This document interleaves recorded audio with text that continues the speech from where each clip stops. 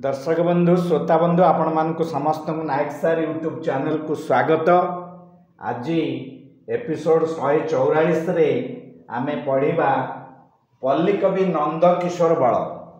पल्ली कवि नंद किशोर बल तांकर जन्म केबे मृत्यु केबे एवं तांकर साहित्यिक कृति कौन सब रही यही सब विषय रे आम जानिबा एपिसोड 144 रे पल्ली कवि नंद किशोर बल।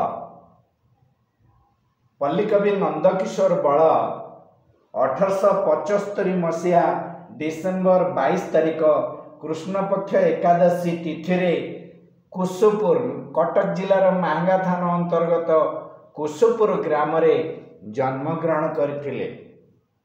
तांको पिता को ना थिला भजनानंद बेहेरा आउ तांको माता का ना थिला हिरणमयी देवी।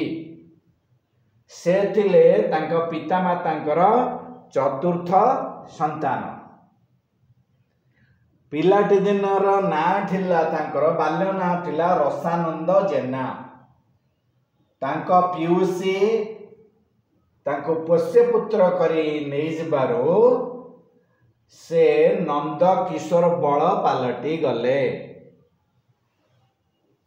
बुझेला तांकर जेतेबेले चारोटी भाई थिले तांको मिसाई चारि भाई थिले। से थिले सर्व सान चतुर्थ संतान। पीसी जानकी देवी एवं तांको पीसा थिले सदानंद बल। से माने निसंतान थिले। तेणु से भजनानंद बेहेरांकर एई चतुर्थ संतानटी को पोष्यपुत्र भाव ग्रहण करिबारु सदानंद बल एवं जानकी देवींकर सांगिया बल टाइटल को से सांगरे नेले। सेइथपाई से पालटी गले रसानंद जेनारू नंद किशोर बल। से कटकर टाउन हाई स्कूल ले ओ विक्टोरिया हाई स्कूल जहाँ परवर्ती समय भक्तमधु विद्यापीठ रे परिणत होइछि सेठी से शिक्षकता करुथिले। से जेतेबेले शिक्षकता करुथिले सेतेबेले से प्रबंध रचना करथिले एवं सेइथपाई तांको तालचेर पदवी मिलिथिला। तालचेर उपाधि मिलिथिला। विक्टोरिया हाई स्कूल ले शिक्षकता करिबा समय रे से रचना करथिले पल्ली चित्र प्रथम भाग जोटिकी थिला तांकर साहित्य क्षेत्र रे प्रथम कविता पल्ली चित्र। पल्ली चित्र कविताटी 1898 रे प्रथम भागटी प्रकाश पाइथिला जेउथिरे से 8टी विभाग रे तांकर लेखनी चालना करथिले। प्रथम विभागटी होछि पल्ली दृश्य, द्वितीय विभाग ग्राम्य खला, तृतीय विभाग चाटशाली, चतुर्थ ग्राम तोटा, पंचम ग्राम देवता, षष्ठ ग्राम महादेव, सप्तम ग्राम श्मशान, अष्टम ग्राम हाट। सबगुड़िक गाँर दृश्य, गाँर पल्लीर दृश्य, गाँ खला, गाँ चाटशाली, गाँ तोटा, गाँ देवता मंदिर, गाँर महादेव मंदिर, ग्राम श्मशान, ग्राम हाट या को नहीं से तांकर प्रथम कविता संकलन पल्ली चित्र 1898 रे प्रकाश करथिले।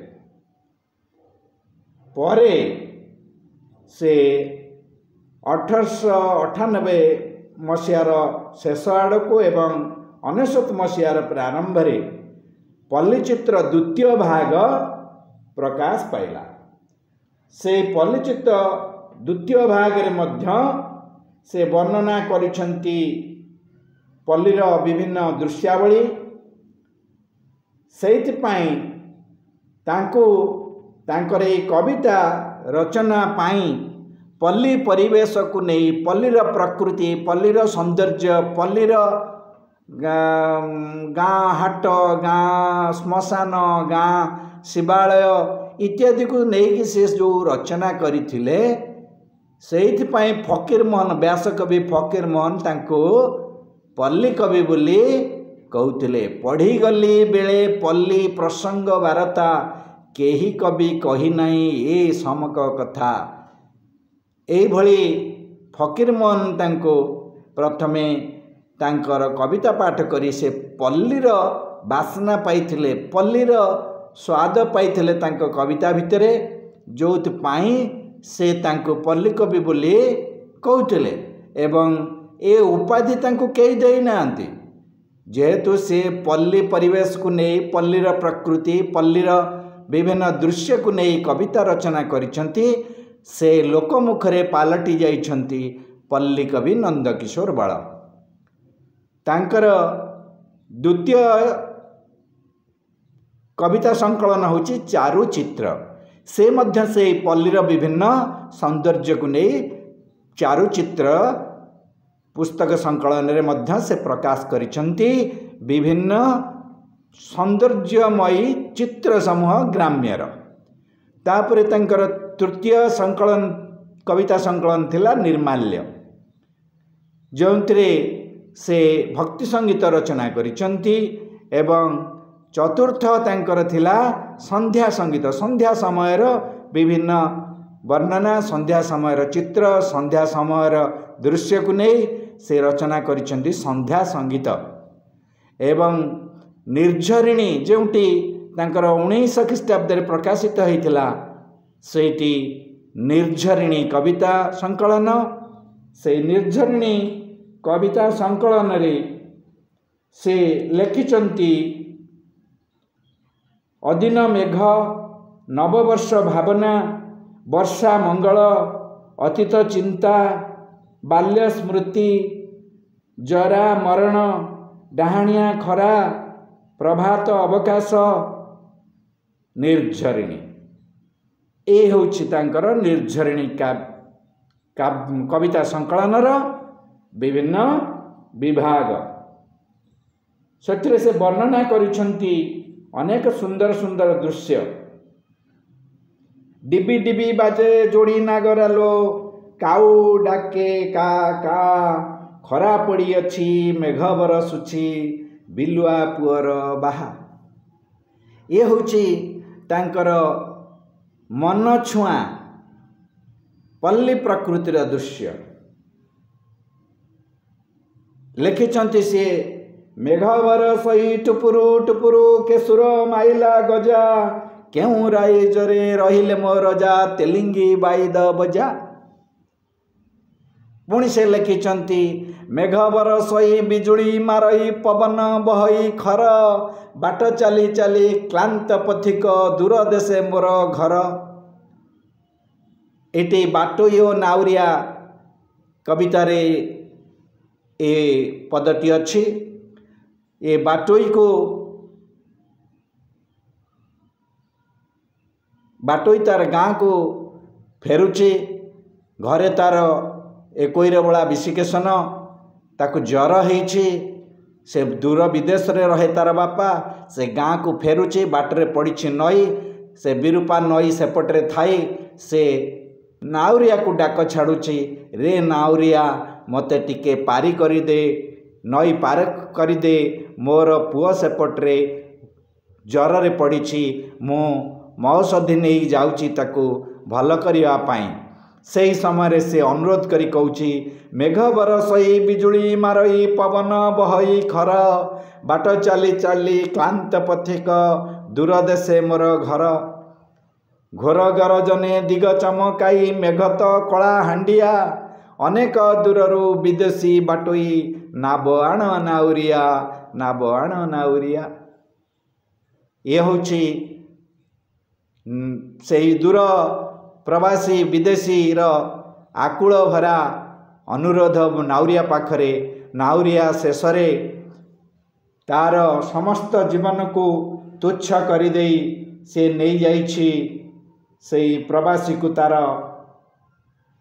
पुआ पाखरे पहुँचे देवाई जीवन को बाजी लगे से नहीं जाइछि नई पार कर नहीं जाइछि सेइथिपाई से अति हृदय भरा कंठरे लिखिचंती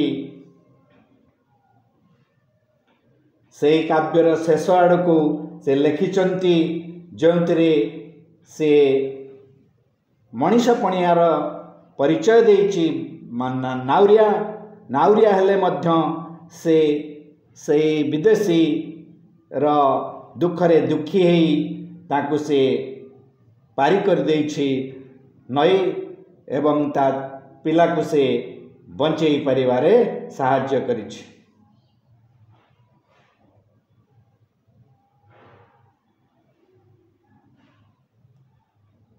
तापरे ग्राम्यर आउ गोटे वर्णना तले आम लिखिचे डामरा काऊ उच्च पर्वते बोबाऊ थाऊ उच्च पर्वत कुंची कुंचिका तहिरे बसिची तीनी मंजिका तीनी तीनी पण 18 पण भाउज डकाई कौड़ी आण कि मन छुआ कथा एभली वर्णना अन्य कौनसी कविंकर कवितार देखिया को मिले ना। आहरी लिखिचंती तीनी तीनी पण 18 पण भाउज डकाई कौड़ी गणु गणु पाहिला राती चोर नेई गला कजलपाती। पुनश्च से लिखिचंती डाहाणिया खरा पड़ीछि बेल जाउछि बुड़ी कि सुंदर पारा जोड़िक जाऊ अछंती उड़ी आस आस पारा जोड़िक मोर पिंढारे बस खाइबाकू देवी तुमको मुही नड़िया रस पीबाकू देवी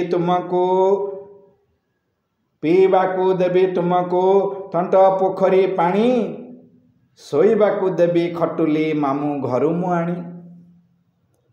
तेणु यही पारा जोड़िए उड़ी जाउछंती से पारा जोड़ी को से डाकुचंती आस मो पिंढारे आसी बस मु तुमको नड़िया रस खाइया को देवी तुमको बेंट पोखरी पानी आनिकी पीवा को देवी खटुली आनिकी देवी मामू घर शोइबा पई अति स्नेह भरा अति आवेग भरा कंठरे से तांकरे कविता लिखिचंती।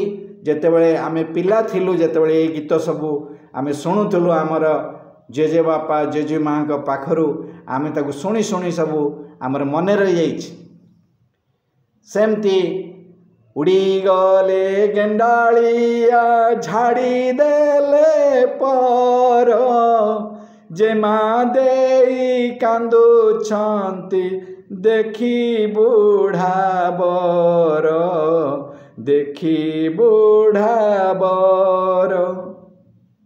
ये तांकर शर्मिष्ठा काव्य से लिखिचंती। आउ जेतेबेले शर्मिष्ठा काव्य से लिखिचंती जेतेबेले शुक्राचार्य तांकर कन्या देवजानी को कहउचंती क्षमा कले क्षमा तो मिलई क्षमार नथाए अंत क्षमा दाता और क्षमार ग्रहिता ए भुवने भाग्यवंत। शर्मिष्ठा काव्यर ये गोटे नीति शिक्षापूर्ण पद जी क्षमा करि थाए ताकू क्षमा मिली थाए से क्षमार अंत न थाए शेष न थाए क्षमा दाता और क्षमा ग्रहिता जे क्षमा दिए एवं जे क्षमा पाए ये भुवन रे सेही माने ही भाग्यवंत। केड़े सुंदर मार्मिक भाषा रे वर्णना करा जाइछि एई क्षमा केवल एक श्रेष्ठ गुण मनुष्यर सेटाकू आमे ग्रहण करि परिबा कविंकर काव्य शर्मिष्ठा। सेमती से छोट पिलाटीए जतबेले अली करुचे खाऊ नहीं सौ नहीं माँ पाखरे से विभिन्न प्रकार जंजाल सृष्टि करुची माँ ताकू गीत गाई शुआई दौचे लोरीटी कौन हो रे बाइया हो रे बाइया हो। दिन तो जाइछि राति आसिअछि झंकालिया गछे गहलिया डाले तुनी होई करी सो धोरे बाइया हो रे बाइया हो।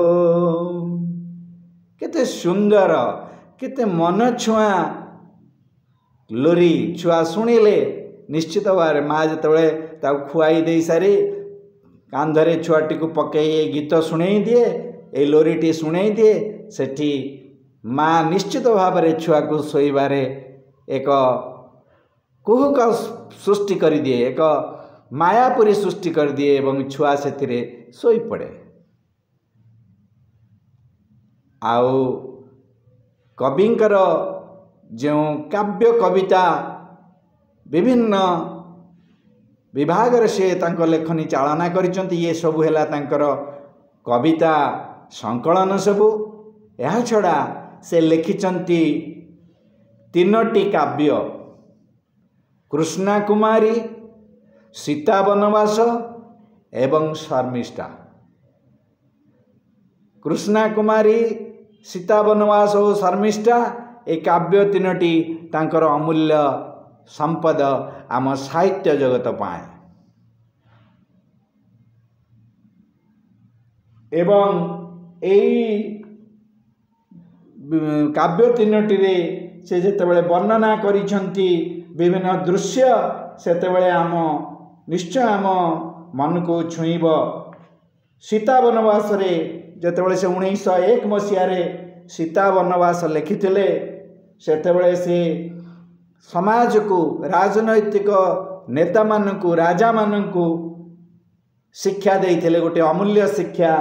से शिक्षा थिला जेतेबेले रामचंद्र सीता को सती परीक्षा करिया पाई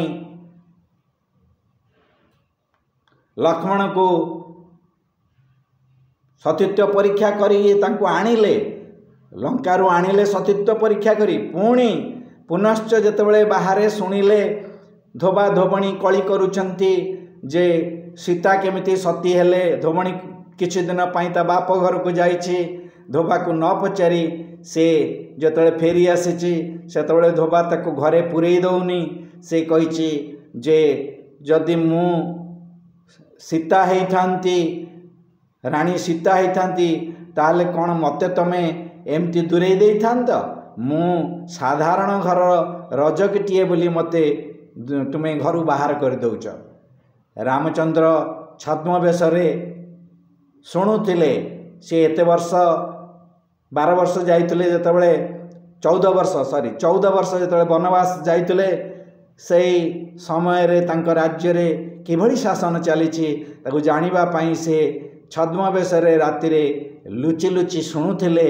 यही कथा जेतेबेले शुणिले से लक्ष्मण को कहले जे हे लक्ष्मण तुम्हें नहीं जाओ सीता को बन रे छाड़ दे आसब कहब नहीं तांको मोर एटा तुमको निर्देश। लक्ष्मण सीता माता को नहीं गले रथरे बसाई एवं तांको छाड़ी दे आसिले जंगल रे। सही समय रे रामचंद्रंक भाषा रे रामचंद्रंक पाटी रे यही कथा से शुणाइचंती प्रजा तुष्टि पाई तेजी पारे प्राणाधिक तीनी भाई। रामचंद्र भरत लक्ष्मण शत्रुघ्न भली तीनी भाई को त्याग करिया पई राजी अछंती कारण से प्रजावत्सल राजा से प्रजानुरंजन राजा प्रजा मन को खुशी करिया पई ए कथा करिया मध्य से केबे हेले पछेइबे नाही। प्रजा तुष्टि पाई तेजी पारे प्राणाधिक तीनी भाई राजार जीवन धन सर्व प्रजा पाई आत्मा परिवार स्वार्थ नृपतिर नाही। आत्मा परिवार स्वार्थ नृपतिर नाही।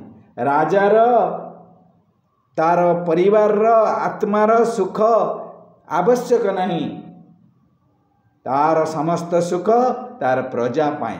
यही भली त्यागपूत जीवन निदर्शन तांक सीता वनवास काव्य देखा मिले। से भली से आहुरी लिखिछंती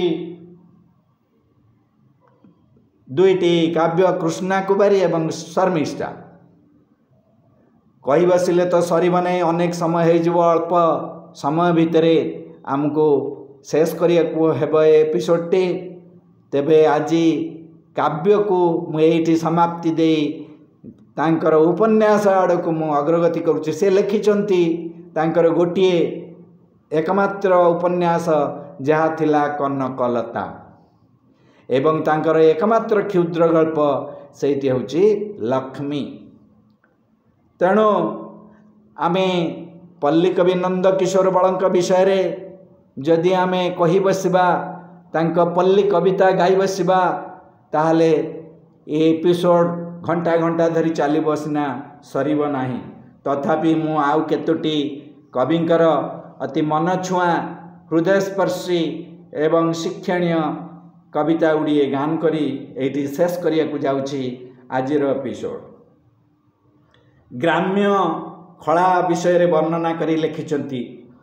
ग्राम प्रांते काली करी लोके खला मेरी पोती पकांती बेंगला बांधी मंच मध्य स्थाने जगंती राति रे धाने मिछे सते देखी थांती जे सर्व घटना कल्पना बळे प्राते करंती वर्णना प्रभातु उठिण ग्रामवासी मेल होई एही ठारे आसी खाए केहू पिका केहू बसी गल्प करे केहू हसी मुहुर्मुहु छिंकी करे के शब्द नष्ट ग्रहण जन